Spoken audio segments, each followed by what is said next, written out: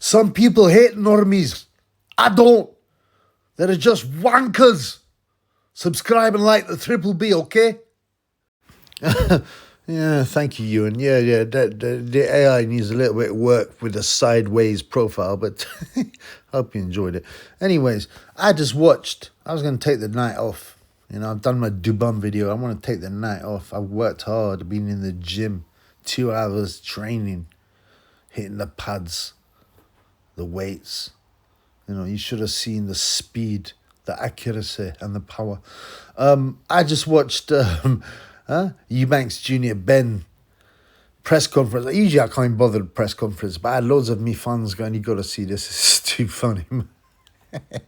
And I watched it, and to be honest, man, it was good viewing. It was very good viewing. Chris Eubank Jr., I really didn't like him, but he seems quite based. Yeah, he seems quite based. I've got to say, I'm warming to him. I never disliked Conor Benn either that much. Yeah, the egg thing and blah, blah. We all know that most people are juicing. Most people who are high in professional sports are juicing and PEDs anyway. Everyone's favourite gay J is the biggest juice head of them all with a TUE and other PEDs. But hey, of course, Anthony Joshua doesn't do PEDs. He's never failed a test, okay, guys? Yeah, thanks for that, Otto, you bum. Anyway, yeah, like I said, I don't usually watch press conferences, but this one was entertaining. It was very entertaining. And you got to say, like as I said, there was some good bands there, right? Chris Eubank Jr., though, he looks like a Fraser Clark, but Fraser Clark got the virus. The virus I'm talking about, the one that starts with 3 letters and then goes on to have 4 letters. I'm talking about the AIDS. Yeah, Bum called him Satsuma Head. Conor Bum calls him Satsuma Head. That's fairly amusing, actually. It does suit him because he had that hair transplant, but it wasn't a transplant. It was just tattoos on his head, so he can only have one haircut. Yeah, a skinhead. So, but regardless, there's been good bants going backward and forward. At the start of the conference, it was super cringe. Yeah, for a number of reasons. Firstly, that absolute bum. Yeah, that absolute bum. And people say, oh, he's a legend. No, he's not. Michael Buffer's cringe, man. Don't get me wrong, he's done very well. He's exceptionally narcissistic. I know a guy that interviewed him, and Buffer was saying, can you film from this side because I look better from this side? And he's had loads of work on his old face, right? The let's get ready to rumble thing. It's kind of iconic. You got to be honest. We like to hear it, but he's cringe. And all he did was talk about himself. When I first went to the UK and I went to Manchester, England, and I saw this and I this and I. Anyone who uses the word I, the first person pronoun all the time, is a narcissist, right? And then they had the cringe Ade. I don't even know how to say him. Adolipo or something. Whatever. I can't be bothered. Oladipo. Ade Oladipo. Hello, Ade. Obviously, he's brought up in the UK. He speaks in London. But, every time it opens his mouth, I expect the DEI higher. The diversity higher to speak in an African accent. I prefer that. And people go, oh, he's likable, but he's a mug. It doesn't matter if he's likable. He don't deserve the job. He's a fool. And you know what? This press conference showed you how much of a fool he is and a casual, right? He thinks the fight is happening in Manchester. He actually thought the fight was happening in Manchester. He kept on going Manchester. Hey guys, let's hey, big up, let's shout Manchester. Well, he doesn't say Manchester. Let's shout Manchester as hard as we can. And they're like, oh, Manchester. He's like, no, shout more. I guess I haven't looked, but I guess the press conference was in Manchester, but it doesn't matter. I think the original Benn Eubank fight was in Manchester, England. No, it wasn't. The first one was in Birmingham, England. The second one, the rematch, where Nigel got robbed, was in Manchester, England. But that shows you, Aledo paedophile doesn't even realise that. He he was referencing the first fight being in Manchester. It wasn't. It was the second fight. What an utter bum. And these idiots get a job. Well, there are no rhetorical questions on the Triple B show. You know that. It's because he's a diversity hire. He's a useless bum who knows nothing about boxing, who's never boxed, And he sits there with a stupid smile on his face talking about boxing. What an idiot. I cannot believe, right? How can you not do the research? You're talking about a big fight. A big fight even got mentioned in Parliament by an MP, which was so ridiculous. He must have been passed a brown envelope by someone involved in the promotion, by Hearns or Shalom, to mention it. I mean, imagine standing up in Parliament and go, this is, I just want to thank one of the biggest fights in British boxing ever is happening. Firstly, it's not. Secondly, what's the relevance of that and running the country? Why aren't you talking about how... Keir Starmer's government, the alleged socialist government, are having to raise billions of pounds of foreign aid to go to Ukraine to buy weapons, and he's doing it by trying to attack all the people claiming benefits and trying to cut their benefits. What about that, homeboy? Yeah, what do you know about that? Anyway, it's a boxing channel, right? So we talk about boxing, and as I said, the press conference was worthy. It was fun. It was fun. And Chris Eubank, I said he's grown on me. He can be a bit based. Firstly, when he slagged off Eddie Hearn, Wasserman, and Fish Eyes Frank Warren, going, "You're all scumbags." He had to retract, obviously, and Frankie Fish Eyes is notoriously litigious, and apparently served him up a paper. Probably unless he apologized, he was gonna libel him. I mean. Well, there's not really a big case for libel because he is a scumbag. Like when he didn't pay, he owed Joe Kazagi 1.5 mil, which Kazagi had to go to court for, and then he just folded the company so he didn't have to pay. A warrior like Kazagi, who made him a lot of money. What a scumbag. Yeah, send me some papers, biatch. Eddie Hearns is speaking, and Eubank's like, I don't like you, don't you? And Hearn, who tries to be slick and cool, I don't know. No, I don't like you, man. You speak bollocks. This is not the Eddie Hearn show. We need some parliamentary procedure here, which is obviously a reference to his own dad. But he's doing it tongue-in-cheek. When Chris Eubank, I think it was on Wogan or some other talk show, and back in the day, man, that was how you got your stuff. You didn't have YouTube. You only had 5 channels, I think Sky Sports was started, but it was in its infancy. And at the time, ITV, they were fighting on ITV, I think. And, Chris Eubank thought, I think what we need here is some parliamentary procedure. And Ben hated it because Ben's like, they're both working class, but Ben saw himself as a working class hero. And he saw Eubank as a pompous, pretentious guy. And there's a lot of truth in that, but it worked. And they made a lot of money. In fact, Nigel says that later, afterwards, and I'll get to that. But, the weird thing is, I don't know. Who else did he call? Chris Eubank Jr., of course, called him Billy Joe Saunders. He's another scumbag. I don't know, man. I'm warming to Eubank Jr. Like I said, I never really hated Conor Benn that much. I mean, like I said, everyone's cheating and he's a bit in your face, and he talks right Cockney, doesn't he? But he's been brought up in Australia and Spain. He speaks fluent Spanish, which is kind of cool. I like the fact he learnt Spanish, Conor Benn. But I don't know. I mean, I've heard stories about Eubank. One of my fans said he knows guys that sparred Eubank, and Eubank would try and KO them in sparring and wouldn't pay them. So he's a bit of a scumbag himself. And he's also lined out with Ben Shalom, who's also a scumbag. So... but I don't know, man. I'm warming to Chris Eubank Jr. Yeah, he's fruity. Yeah, he did weird stuff. His brother, Sebastian, is weird. Eubank allegedly, and I'm sure it's not true, he met a woman in a bar and he said, "Oh, you can look after my sons for a few years." I mean, come on, how often does that happen? That was something weird was going on there. Something weird. And Seb and Chris Eubank went to live under this woman's roof. I don't know what's happening. Programming, preparation. And anyway, she complained about them. Now, this has been wiped from the internet, but I remember it in every paper, especially the Daily Fail. And they were saying that they acted terribly, those two, and they should take back a woman, and they would have I mean, it's disgusting, threesome with one woman, 2 brothers. with their Corys in the air with one woman. I mean, mate, who knows what went on? I mean, maybe she wasn't really complaining. That's part of the deal. It's a humiliation ritual. Humiliate them. And obviously Seb passed away, drowned or something in suspicious circumstances. But that's another story, man. And I quite like the way Chris Eubank Jr just sits there. He's always grinning in a mocking way, you know. Everything about his face it's a bit of arrogance, sure, but it's also mocking.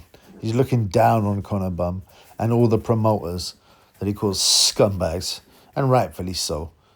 Rightfully so. Also, Turkey got phoned up and he starts laying into Shalom. Shalom, you haven't said anything. You know, Ben Shalom is not liked by Turkey or the industry because he's a bum. You know, he got the job by DEI. He knows nothing about boxing. All he did was organise some student gigs. I've covered this 1,000,001 times. I mean, not exactly. I'm exaggerating, but you know what I'm saying, man. I've covered it many times. Shalom was brought in by Jonathan Licht to push diversity. And it's how he has with his all rug-munching shows that no one buys tickets to.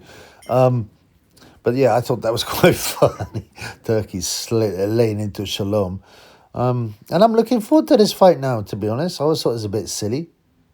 But, you know, you got to look forward to it. Because the beef, and people say, oh, it's not real, it's jesting. Well, we'll see. We'll look at that later.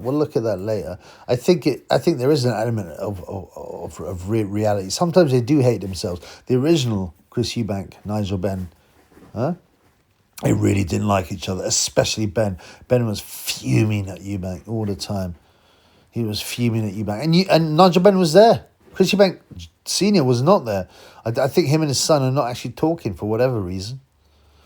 But he probably had some fruity row. And Chris Eubank Sr., who seems to have gone mad with all the greens he's smoked and all the punches he's taken. And yeah, I mean, Nigel was there and he looks good for 61. And he apologised to Chris Eubank Jr. Oh, you know, I apologise for saying I hate your dad. I don't hate him. We made us a lot of money and all that. Yeah. And Chris Eubank Jr. says, I don't want your apologies, Nigel. Yeah. And Nigel Benn says, oh, I think Conor's a better fighter than me. I should know. He's my son. He's my blood. He's a warrior. And Eubank's just looking at him going, you know, just looking down his nose at him. Yeah, it's good stuff, man. Even Shalom, Ben Shalom. Ben Shalom. Ben Shalom. Hello. He joined in. He even said to Nigel, Conor's British level. He's nowhere near world class. I don't know. He's beat one world class guy, Chris Algieri, but that was, you know, Chris was shot by then, and Bum was on the eggs, allegedly. So, you know, there was a good back and forth, good bants. It's at Spurs Stadium. I bet Ben Shalom managed to organise that with some of his pals. I don't, you know, according to Ade, it's in Manchester. Maybe Ade will turn up in Manchester and go, where is everyone? Ale Ola pedophile will turn up and go, hey, where is everyone? I'm not saying it's a nonce, it just rhymes. Ola pedo rhymes with Ola pedophile. But, yeah, I find that funny. Yeah, and so at the end they had a face-off, and this is what happened. Check it out. This is good. I just find it funny. There's no use in taking this fight. There's no use in taking this fight.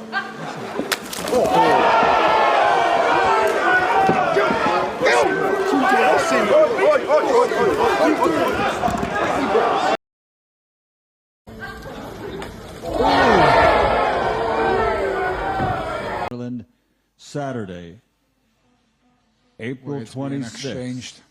It's Benn versus Eubank. The limit 160 pounds.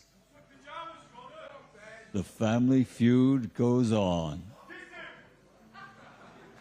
Oh, tempers flaring there. I got that one wrong there.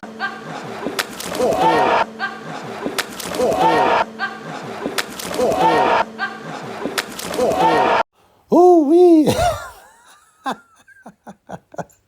That was classic, man.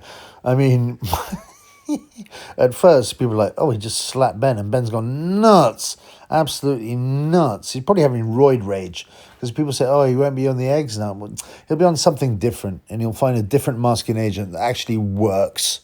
And there's too much money in this. I mean, I thought that about the first time. I thought there's too much money with them to fail him, but they did. Maybe it was a lesson. Rather, maybe Conor Bum wasn't putting the agenda enough. He wasn't pushing the agenda enough. He was backing off from saying certain things or whatever. So they decided to punish and humiliate him. But and Hearn's such a hypocrite. Hearn was always slagging off, people that use PDs, and yet he bigs up Ben, and they'll go, well, actually, I got exonerated. Yeah, right. All that means he's got a lot of money to pay for lawyers. The UK, the VADA, the British Boxing Board of Control are not going to go to court because it costs too much money. The limit 160 Legal cases are a rich man's game. And whilst the British Boxing Board of Control do have over £1 million in their accounts, check it out, Company's House, they don't want to lose that money. That money's kept there in case something badly goes wrong. And they got to choose their fight. And the Conor Bum egg fight is not a fight they want to get into.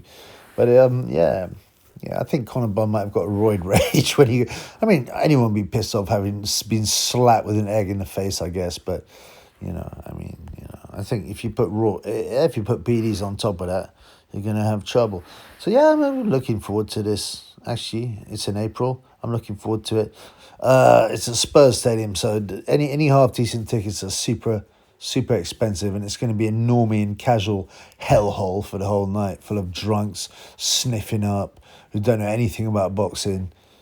I wonder if there'll be old school guys who remember the dads fighting, like Triple B. I don't know, but I can't see myself going to that, man. It'll be too big, too far back. Too many people, too many annoying normies and Kazis and guys off their nut on the yayo. Nah, man, I don't want to do that. I'd rather sit in a bar, bro. You get a much better view. I always say it, right? Especially with modern boxing. Unless you're right near the ringside, right? Even with the modern TVs and all that stuff. Unless you're right near the ringside, no, not the ringside, but sorry. If you haven't got a good seat, so you're not near enough the ring to make it watchable, then don't bother. Go and watch it at home or watch it in a bar. Get some mates together. Save yourself some money. Do your yayo. Get your beers on. Get your food on. Although you're not going to want to eat your food after you've done your yayo, but whatever, man. And watch it in a bar. Watch it at home. You get me?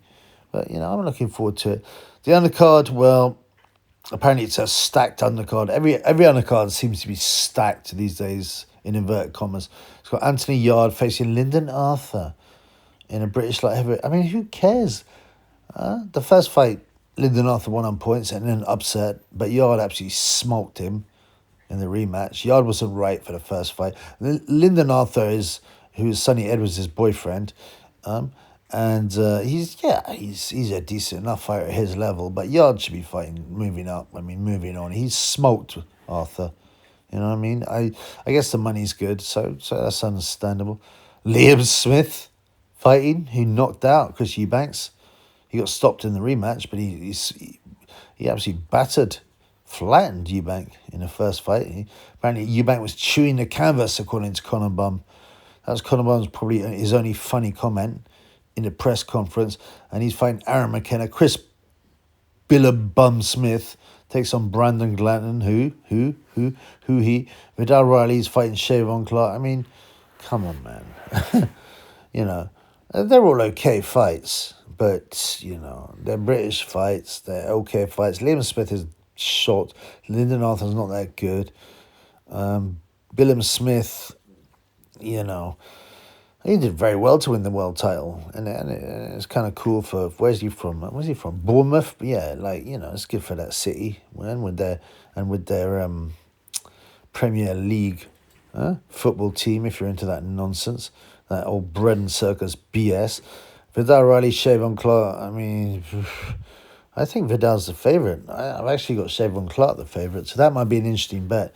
But anyway, I'm looking forward to it. But it's a casual fight.